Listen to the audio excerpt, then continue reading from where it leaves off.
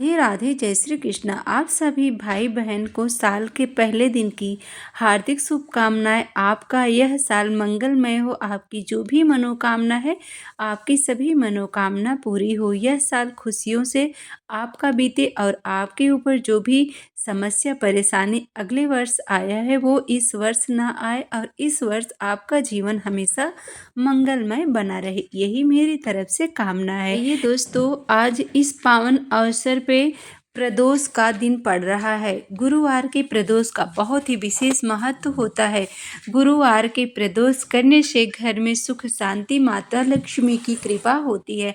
गुरुवार के प्रदोष के दिन जो भी व्यक्ति व्रत करते हैं वो भी, और जो व्रत नहीं करते हैं वो भी, यदि इस पावन पवित्र कथा को सुनते हैं तो उनकी सभी मनोकामना पूरी होती है और महादेव का आशीर्वाद उनके ऊपर सदैव बना रहता है। गुरु प्रदोष व्रत कथा मुख्यतः एक दीनहीन ब्राह्मणी और विदर्भ के राजकुमार की कहानी है, जो शिव जी के आशीर्वाद से अपना खोया हुआ राज्य वापस पाता है। और यह कथा भक्तों को संकट के समय धैर्य रखने और शिव पार्वती की पूजा करने का महत्व बताती है, जिससे जीवन में सुख समृद्धि आती है। गुरु प्रदोष व्रत गुरुवार को पड़ने वाले त्रयोदशी तिथि का व्रत है। इसमें भगवान शिव और विष्णु की पूजा की जाती है। तो आइए हम पहले गुरु प्रदोष की कथा सुनते हैं।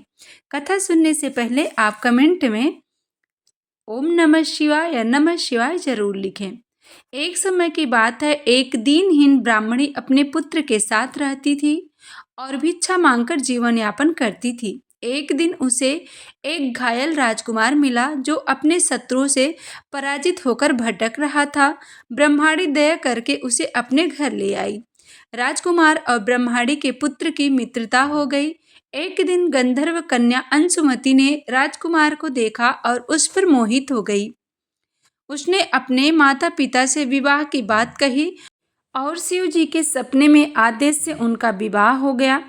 ब्रह्माणी प्रदोष व्रत करती थी। उसके व्रत और गंधर्व राज की सेना की मदद से राजकुमार ने शत्रुओं को हराकर अपना राज्य वापस पा लिया और अपने मित्र ब्राह्मण पुत्र को प्रधानमंत्री बनाया। दोस्तों, अब हम चलते हैं दूसरी कथा की तरफ। पौराणिक कथा के अनुसार एक नगर में एक ब्रह्माणी रहती थी। उसके पति का स्वर्गवास हो गया था। उसका अब कोई सहारा नहीं था, इसलिए वह सुबह होते ही वह अपने पुत्र के साथ भीख मांगने निकल पड़ती थी। वह खुद का और अपने पुत्र का पेट पालती थी। ब्रह्माणी घर लौट रही थी तो उसे एक लड़का घायल अवस्था में कहरता हुआ मिला। ब्रह्माणी दयावश उसे अपने घर ले आई। वह लड़का विदर्भ का राजकुमार था। शत्रु सैनिक ने उसके राज्य पर आक्रमण कर उसके पिता को बंदी बना लिया था और राज्य पर नियंत्रण कर लिया था, इसलिए वह मारा मारा फिर रहा था। राजकुमार ब्राह्मण पुत्र के साथ ब्रह्माणी के घर रहने लगा। एक दिन अंशुमति नामक एक गंधर्व कन्या ने राजकुमार को देखा। वह उस पर मोहित हो गई। अगले दिन अंशुमति अपने माता पिता को राजकुमार से मिलाने लाई। उन्हें भी राजकुमार पसंद आ गया। कुछ दिनों बाद अंशुमति के माता पिता को भगवान शंकर ने स्वप्न में आदेश दिया कि राजकुमार और अंशुमति का विवाह करा दिया जाए। वैसा ही किया गया। ब्रह्माणी प्रदोष व्रत के साथ ही भगवान शंकर की पूजा पाठ किया करती थी। प्रदोष व्रत के प्रभाव और गंधर्व राज की सेना की सहायता से राजकुमार ने विदर्भ से शत्रुओं को खदेड़ दिया और पिता के साथ फिर से सुखपूर्वक रहने लगा। राजकुमार ने ब्राह्मण पुत्र को अपना प्रधानमंत्री बनाया।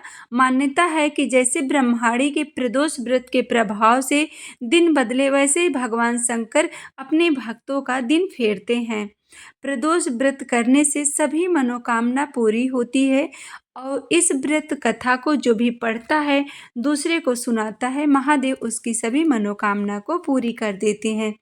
तो इस कथा का आशय, इस कथा का मतलब होता है, यह कथा दर्शाती है कि प्रदोष व्रत के प्रभाव से भगवान शिव कैसे भक्तों के जीवन में खुशियाँ लाते हैं और उनके दिन बदलते हैं। गुरुवार को पड़ने वाले यह व्रत गुरु प्रदोष ज्ञान वृद्धि, आर्थिक समृद्धि और शत्रुओं पर विजय दिलाता है। खासकर विद्यार्थियों और ज्ञान चाहने वालों के लिए लाभकारी होता है। इस दिन प्रदोष काल सूर्यास्त के बाद का समय होता है। भगवान शिव और माता पार्वती की पूजा की जाती है। इसमें बेलपत्र, धतूरा, जल अर्पित किया जाता है। इस प्रकार गुरु प्रदोष व्रत कथा में हमें सिखाती है कि धैर्य और शिव पार्वती की भक्ति से सभी बाधाएं दूर होती हैं और जीवन में सफलता मिलती है। भाई बहन इस कथा को सुन रहे हैं, उनकी सभी मनोकामना महादेव पूरी करे। और चैनल पे पहली बार आए हैं तो चैनल को ज़रूर सब्सक्राइब करें। वीडियो अच्छी लगे तो लाइक करें ताकि इस तरह की जो भी वीडियो हो हम सबसे पहले आपके पास पहुंचा सकें।